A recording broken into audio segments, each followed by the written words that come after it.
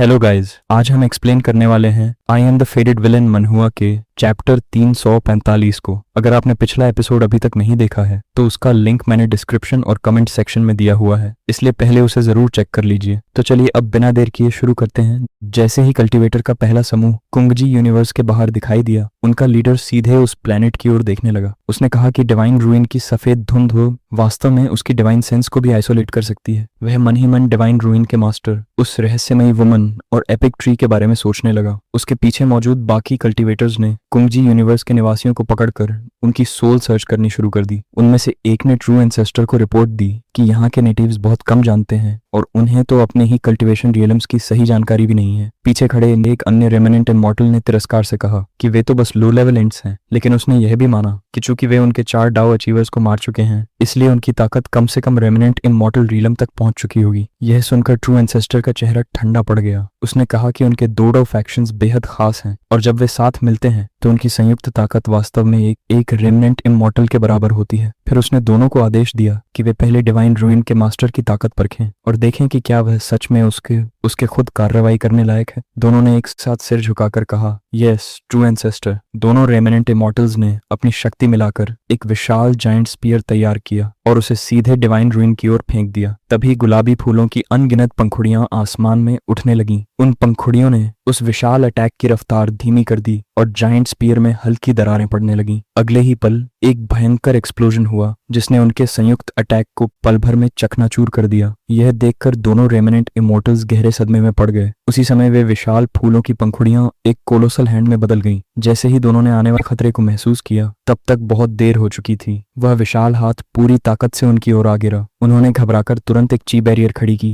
ताकि उस अटैक को रोक सकें, लेकिन टक्कर होते ही वह ची बैरियर पल भर में टूट गई और दोनों रेमिनेंट इमॉर्टल्स जोरदार झटके से पीछे जा गिरे। दाईं ओर वाले एल्डर ने दांत भींचते हुए गुस्से में कहा कि डिवाइन रूइन के मास्टर की कल्चरेशन वास्तव में अथाह और समझ से परे है। उनके पीछे खड़े ट्रू एंसेस्टर ने शांत स्वर में कहा कि यह डिवाइन रूइन के मास्टर का नहीं बल्कि उस रहस्यमयी वुमन का काम था। दाईं ओर वाला एल्डर चौंक कर उसकी ओर मुड़ा और पूछा, क्या इसका मतलब है कि दुश्मन के पास कम से कम 2 रेमिनेंट इमॉर्टल्स जितनी ताकत है? ट्रू एंसेस्टर ने तिरस्कार भरी हंसी के साथ कहा कि अब उसे खुद गंभीर होना पड़ेगा। उसने कहा कि समय बहुत कम है और जल्द ही बाकी लोग भी यहाँ पहुंच सकते हैं, इसलिए अब किसी भी तरह की देरी नहीं की जा सकती। यह कहते हुए उसने अपना इमॉर्टल आर्टिफैक्ट बाहर निकाल लिया। दाईं ओर वाला एल्डर उलझन में पड़ गया और बोला, अगर हम अभी इमॉर्टल आर्टिफैक्ट का इस्तेमाल करेंगे तो कहीं एरा दाव फ्रूट को ही नुकसान न पहुंच जाए। लेकिन ट्रू एंसेस्टर ने दोबारा दोहराया कि समय उनके पक्ष में नहीं है, दूसरे लोग किसी भी क्षण यहाँ पहुंच सकते हैं, इसलिए अब बिना देर किए सब खत्म करना ही होगा। यह सब देखकर हानगू के चेहरे पर गहरा सदमा छा गया। उसने दांत भींच लिए और मन ही मन सोचने लगी कि कहीं उसके लोग सुरक्षित भाग निकलने में नाकाम तो नहीं हो गए। ताइयो याओ ने गंभीर स्वर में कहा कि जिन रास्तों से उनके लोग भागे थे, बहुत संभव है कि वे सीधे उन आने वाले इंट्रूडर्स से टकरा गए हों। तभी उससे भी कहीं ज्यादा भयावह घटना घट गई। उनके चारों ओर का स्पेस जोरों से कांपने लगा, जिसे देखकर हुआंग यू की आंखें हैरानी से पूरी तरह फैल गईं। ठीक उसी क्षण ताइयो याओ ने फुर्ती से उनके चारों ओर एक प्रोटेक्टिव बैरियर खड़ी कर दी, क्योंकि इमॉर्टल आर्टिफैक्ट अपनी पूरी शक्ति के साथ सक्रिय हो चुका था। हुआंग यू अविश्वास से बुदबुदाया, यह दुनिया को तबाह कर देने वाली पावर आखिर है क्या? ताइयो याओ ने गंभीरता से उत्तर दिया, यह एक इमॉर्टल आर्टिफैक्ट है। उसका चेहरा पूरी तरह शांत था। उसने कहा कि वह खुद जाकर उससे निपट लेगी। तभी गूचेंग अचानक उसके पीछे प्रकट हुआ और उसे रोकते हुए बोला कि इसकी कोई जरूरत नहीं है, यह काम वह खुद संभाल लेगा। उसने शांत स्वर में कहा कि ऐसे कुछ ही इंट्रूडर्स से निपटने के लिए उसका हेवनली डॉ इनकार्नेशन ही पर्याप्त है। अगले ही पल वॉइड के भीतर से एक धुंधली आकृति बाहर निकली और वह कोई और नहीं बल्कि कुंगजी यूनिवर्स का हेवनली डाओ इनकार्नेशन था। उसे देखते ही ट्रू एंसेस्टर के चेहरे का रंग उड़ गया और उसके गाल पर पसीने की एक बूंद बह निकली। बिना एक पल गंवाए हेवनली डाओ इनकार्नेशन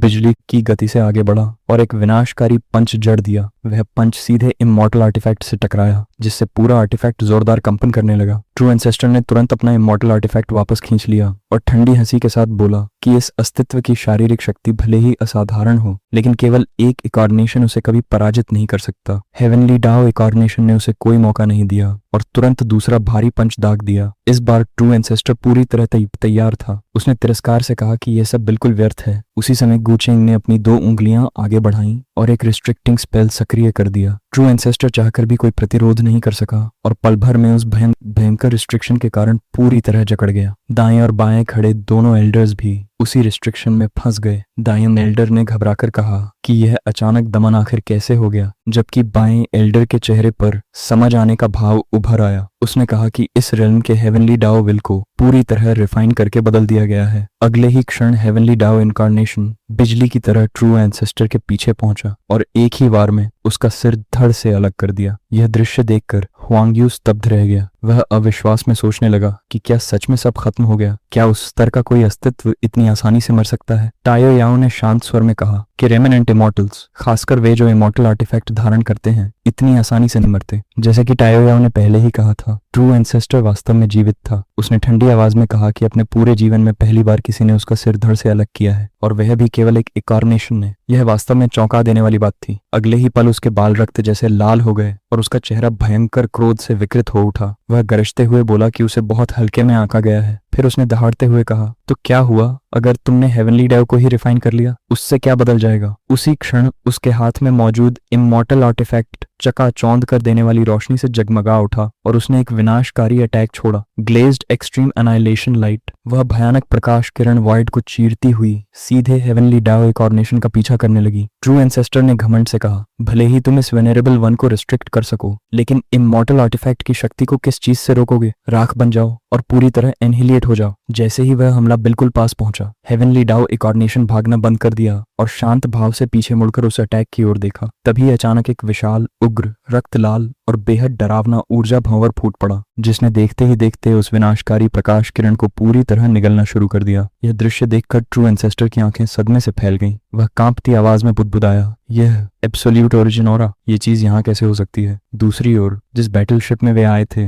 वहां मौजूद सभी लोग घबराकर अपने ट्रू एंसेस्टर को बचाने के लिए लगातार पुकारने लगे। दोनों ग्रैंड एल्डर्स तुरंत ट्रू एंसेस्टर की ओर दौड़ पड़े, क्योंकि उन्हें साफ महसूस हो गया था कि कुछ बहुत बड़ा गलत होने वाला है। बाय ग्रैंड एल्डर ने गंभीर स्वर में कहा, लगता है डिवाइन रूइन का मास्टर हम सबको एक ग्रेट एलिक्सर में रिफाइन करना चाहता है। सामने का भयावह दृश्य देखकर आखिर उन्हें पूरे जाल का एहसास हो गया। एपोच ट्री को चारे की तरह इस्तेमाल किया गया था और पूरे इस वर्ल्ड को एक विशाल पिंजरे में बदल दिया गया था। एब्सोल्यूट ओरिजिन ऑरा पहले से ही बिछा दी गई थी, ताकि जो भी उसका पीछा करते हुए यहाँ आए, उन सभी को एक साथ रिफाइन किया जा सके। ट्रू एंसेस्टर ने जीवे डोमेन की दिशा में नजर डाली और उसके मन में भयानक एहसास कौंध गया। क्या डिवाइन रूइन का मास्टर वास्तव में रीइंकार्नेशन का एंशिएंट हेवनली वेनेरेट था, या फिर एब्सोल्यूट इनलैंड का ओरिजिन एंशिएंट एंसेस्टर? तभी गुचेंग की शांत लेकिन ठंडी आवाज गूंजी, अब इससे क्या फर्क पड़ता है कि मैं कौन हूँ? सबसे महत्वपूर्ण बात यह है कि तुम एरा डाउ फ्रूट का आनंद लेने के योग्य ही नहीं हो। ट्रू एंसेस्टर तुरंत पलटा और पूरी गति से आगे लपका। उसकी गर्जना पूरे वॉइड में गूंज उठी। वह मिल गया। डाकुओं को पकड़ना हो तो पहले उनके सरदार को पकड़ो, और किसी अरे को तोड़ना हो तो पहले उसके कोर्स को नष्ट करो। वह इसी सफेद धुंध के नीचे छिपा हुआ है। अगले ही पल तीनों एक साथ गुचेंग की ओर टूट पड़े।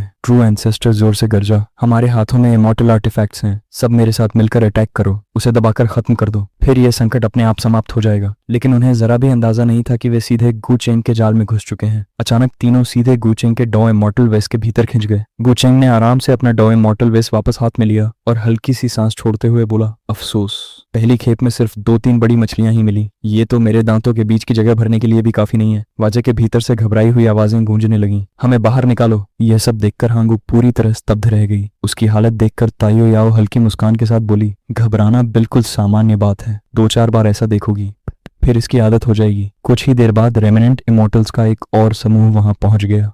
माओ युनजी ने तनाव भरी आवाज में कहा, इस यूनिवर्स में कुछ अजीब है। ऐसा लगता है कि जो भी जीव इससे पहले यहाँ आए थे, वे सब यहीं दफन होकर नष्ट हो गए। सामने बिखरे हुए बैटलशिप्स को देखते हुए एक दूसरे व्यक्ति ने कहा, यहाँ तो इमॉर्टल आर्टिफैक्ट के रिसाइडुअल आफ्टर शॉक्स भी मौजूद हैं। लगता है अभी कुछ समय पहले यहाँ भयंकर बैटल हुई थी। जीवे डाउ डोमेन से यह सब देखते हुए गुचेंग समझ गया कि इस बार आए लोग बेहद सतर्क हैं और बिना सोचे समझे आगे नहीं बढ़ेंगे। लेकिन वह यह भी जानता था कि उनके दिलों में लालच पहले ही जड़ें जमा चुका है, इसलिए उसने उनकी थोड़ी मदद करने का फैसला किया। उसने एराडाउ फ्रूट की सुगंध पूरे विशाल वॉइड में फैला दी, जैसे ही वह खुशबू माओ युनजी तक पहुंची, उसने तुरंत उस ऑरा को पहचान लिया और समझ गया कि इमॉर्टल रोड बस सामने ही है। फिर भी उसने भौहें सिकोड़ते हुए कहा, पता नहीं क्यों, लेकिन मुझे लगातार ऐसा महसूस हो रहा है कि यह पूरा मामला किसी जाल जैसा है। उसके बगल वाला व्यक्ति भी सहमत हुआ और बोला, मुझे भी बिल्कुल यही एहसास हो रहा है। लेकिन दोनों यह भी जानते थे कि अमृतत्व आने का अवसर सचमुच उनकी आंखों के सामने था। उसी समय हेवनली डाओ इनकार्नेशन सीधे उनके सामने प्रकट हुआ और ठंडी आवाज में चेतावनी दी, जो मरना नहीं चाहता वह तुरंत यहाँ से दूर चला जाए, नहीं तो अंजाम बहुत बुरा होगा। शुरुआत में सभी थोड़े चौंके, लेकिन तभी उनमें से एक ने कहा, क्या यह सिर्फ एक इनकार्नेशन नहीं है? क्या पहले आए हुए सभी लोगों को इसी ने मारा है? दूसरे व्यक्ति ने तुरंत बात आगे बढ़ाई, अगर यह अपना असली शरीर दिखाने की हिम्मत नहीं कर रहा तो इसका मतलब है कि यह कुछ छिपा रहा है। इसकी ताकत भले ही ज्यादा हो, लेकिन आखिर यह सिर्फ रेमिनेंट इमॉर्टल लेवल का इनकार्नेशन है। अगर हम सब मिलकर हमला करें तो इसे हराना मुश्किल नहीं होगा। माओ युनजी ने सिर हिलाते हुए कहा कि शुरुआत में उसे भी लगा था कि कुंगजी यूनिवर्स में कोई बहुत बड़ा जाल उनका इंतजार कर रहा है, लेकिन अब सोचने पर उसे लगा कि अपर रियलम में ऐसा कोई ट्रैप हो ही नहीं सकता जो उनके जैसे पीक एक्सपर्ट्स को कैद कर सके। उसने यहाँ तक कहा कि अगर पूरा गू फैमिली भी एकजुट हो जाए तब भी उनके जैसे शक्तिशाली समूह को निगलने की ताकत शायद ही उसके पास हो। चेहरे पर गहरे निशान वाला एक रेमिनेंट इमॉर्टल हंसते हुए बोला कि सामने जो कुछ भी दिखाई दे रहा है वह सिर्फ उन्हें डराने के लिए रचा गया एक दिखावा है। पीछे खड़े एक बूढ़े डाविस्ट ने भी उसकी बात का समर्थन करते हुए कहा कि उनका दुश्मन वास्तव में उनसे लड़ नहीं सकता, वह सिर्फ उन्हें डराकर भगाना चाहता है ताकि इमॉर्टल रोड और एरा डाओ फ्रूट दोनों पर अकेले कब्जा कर सके। निशान वाले रेमिनेंट इमॉर्टल ने हल्की मुस्कान के साथ अपनी भयानक ओहरा मुक्त कर दी और कहा, इमॉर्टल रोड हमारी आंखों के सामने है। अगर आज यह मौका खो दिया तो जीवन भर पछताने से भी यह वापस नहीं मिलेगा, चाहे सामने मौत ही क्यों न खड़ी हो। हमें आगे बढ़कर अपनी आंखों से सच देखना ही होगा। अगले ही पल वहां मौजूद सभी रेमिनेंट इमॉर्टल्स ने एक साथ अपनी पूरी शक्ति से अनगिनत अटैक्स छोड़ दिए और हेवनली डाओ इनकार्नेशन की ओर टूट पड़े। यह सब देखकर गुचेंग के होठों पर हल्की मुस्कान आ गई। उसने कहा, जब अपर रियलम के इन महान लोगों के लिए मैंने दरवाजे पूरी तरह खोल दिए तब ये खुद ही डर कर रुक गए, लेकिन जैसे ही किसी को इन्हें भगाने भेजा उसी पल ये सबसे ज्यादा बेचैन होकर खुद दौड़ पड़े। ऑलराइट गाइस, यहीं पर यह वीडियो खत्म होता है। उम्मीद है आपको आज की वीडियो पसंद आई होगी। अगर वीडियो अच्छी लगी हो तो लाइक, कमेंट और वीडियो को हाइप करना बिल्कुल मत भूलना, ताकि ऐसे ही और अमेजिंग चैप्टर्स जल्दी आते रहें।